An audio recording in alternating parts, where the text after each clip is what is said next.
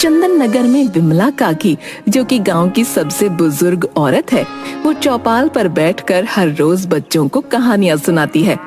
सभी बच्चों को विमला काकी की कहानी बहुत पसंद आती है। वो रोज चौपाल पर बैठकर विमला काकी की कहानियों का आनंद लेते। अच्छा बच्चों, तुम्हें पता है हमारे गांव में बहुत पहले एक नरभक्षी दानव रहता था।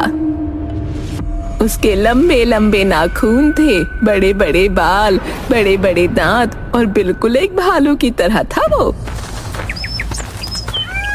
विक्रम, देख जरा, सभी बच्चे विमला काकी की कहानियां सुनकर मस्त हो जाते हैं। हाँ भाई, और रात में हमें सोने नहीं देते। फिर दोनों बच्चे हंसने लगते हैं। अच्छा, अब वो दानव कहाँ है? अब वो दानव हमारे गांव के कुएं में है। क्या, कुएं में? हाँ, हमारे गांव के कुएं में। अब जो भी बच्चा पढ़ाई नहीं करेगा, जिद करेगा, वो दानव आकर उसे खा जाएगा। क्या खा जाएगा? चलो अब जाओ यहाँ से और जाकर सो जाना, ठीक है? सभी बच्चे वहाँ से चले जाते हैं। सभी बच्चे खेलते खेलते उस कुएं तक पहुँच जाते हैं। देख बंकू, अगर तूने मेरी गेंद नहीं दी तो तुझे वो राक्षस खा जाएगा। तुझे अभी भी वो राक्षस वाली बात याद है? अरे वो एक कहानी थी बस, और कुछ नहीं। अगर सच में कोई राक्षस होता तो क्या हमारे घर वाले हमें यहाँ आने देते? और अगर राक्षस हुआ तो? अरे तू भी किन बातों में विश्वास करता है? चल मैं तुझे उस कुएं में दिखाता हूँ, कोई राक्षस नहीं है। फिर सारे बच्चे उस कुएं के पास चले जाते हैं और उस कुएं का ढक्कन खोल देते हैं। तभी उन्हें बहुत डरावनी डरावनी आवाजें सुनाई देती हैं। सभी बच्चे डर के मारे वहां से भाग जाते हैं। शाम को जुगनू अपने खेत में कुछ काम कर रहा था और घर जाते समय उस कुएं के पास से गुजरा कि अचानक कुएं के पास से वो गायब हो गया। गांव वाले उसे ढूंढ ढूंढ कर परेशान हो गए, लेकिन वो नहीं मिला। तब से रात को जो कोई भी उस कुएं की तरफ जाता, वहां से फिर लौट कर नहीं आता। गांव के सभी लोग चौपाल पर बात करते हैं। मुखिया जी, हमें कुछ करना होगा। कुछ दिनों से जो कोई भी उस कुएं की तरफ जाता है, लौट कर नहीं आता। गांव में इतने सारे हादसे हो गए, अब ना जाने वो कुआं किस किस को खा जाएगा। हमारा शहर जाना बहुत जरूरी हो गया है। हाँ, अब तो मुझे भी फिक्र होने लगी है। जब तक हम इस समस्या का समाधान ना ढूंढ ले, तब तक कोई भी रात में उस कुएं की तरफ नहीं जाएगा। तब से गांव के लोगों ने रात में उस रास्ते से वहां से आना जाना बंद कर दिया। फिर एक दिन प्रताप के बेटे बंकू को बहुत तेज बुखार आ जाता है और शहर जाने का बस वही एक रास्ता था। बंकू की हालत बिगड़ने लगी तो प्रताप बंकू को लेकर उस कुएं वाले रास्ते से ही शहर के लिए निकला। शहर से आते वक्त, सुनिए जी, जल्दी जल्दी चलिए, शाम हो गई है। हमारा यहाँ ज्यादा देर रहना खतरे से खाली नहीं है। अरे हाँ हाँ, चली तो रहा हूँ।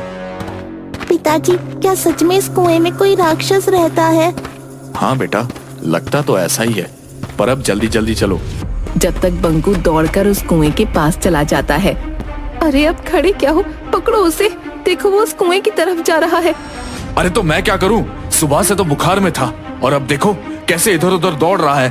बंकू, ए बंकू, रुक जा। बंकू उस कुएं में झांक कर देखता है और प्रताप उसे पकड़ने के लिए झपट्टा मारता है। तभी बंकू का पैर एकदम से फिसल जाता है और वो कुएं में जाकर गिर जाता है। बंकू, बंकू बेटा, अजी अब क्या होगा? आप निकालिए मेरे बेटे को इस कुएं से बाहर। मुझे नहीं पता, आप कैसे भी इसे कुएं से बाहर निकालिए। मुझे बस मेरा बेटा चाहिए। अरे हाँ भाग्यवान, मुझे भी मेरा बेटा उतना ही प्यारा है जितना कि तुझे। चल, हम गांव से मदद लेकर आते हैं। फिर दोनों गांव की तरफ जाते हैं। गांव वाले उर्मिला को रोते देख इकट्ठा हो जाते हैं। अरे क्या हुआ भाभी, आप रो क्यों रही हो? और प्रताप भैया, आप भी बहुत घबराए हुए लग रहे हो। अरे भाई चलो, जल्दी हमारी मदद करो। वो बंकू उस कुएं में गिर गया है। सभी लोग बहुत ज्यादा हैरान हो जाते हैं। क्या, बंकू कुएं में गिर गया? भगवान, अब क्या होगा? हाँ चलिए, आप सभी चलिए और मेरे बेटे बंकू को उस कुएं से बाहर निकलवाने में हमारी मदद कीजिए। नहीं नहीं बेटी, इस वक्त तो कोई भी गांव वाला तुम्हारी मदद नहीं कर सकता। तुम्हें पता है ना कि उस कुएं के पास रात को कोई नहीं जाता है। तो ठीक है, मैं खुद ही बंकू को बचाने जाऊंगी। अरे प्रताप भैया, आप रोकिए ना उर्मिला भाभी को। आपको पता है ना, उस कुएं की तरफ रात को जाना खतरे से खाली नहीं होगा। अगर वो कुआं इन्हें भी खा गया तो? और वैसे भी हमें थोड़ी समझदारी से काम लेना होगा। क्या आप यही चाहते हो कि आपकी उर्मिला भाभी को भी खा दे? मेरा उर्मिला के सिवा इस दुनिया में और कोई नहीं है। मैं उर्मिला को उस कुएं की चंगुल में फंसने के लिए नहीं भेजूंगा, और अपने बेटे को बचाने के लिए मैं खुद ही उस कुएं में जाऊंगा। प्रताप उस कुएं की तरफ जाने लगता है। रुक जा बेटा, जितना प्यारा बंकू तुम दोनों को है उतना हमें भी।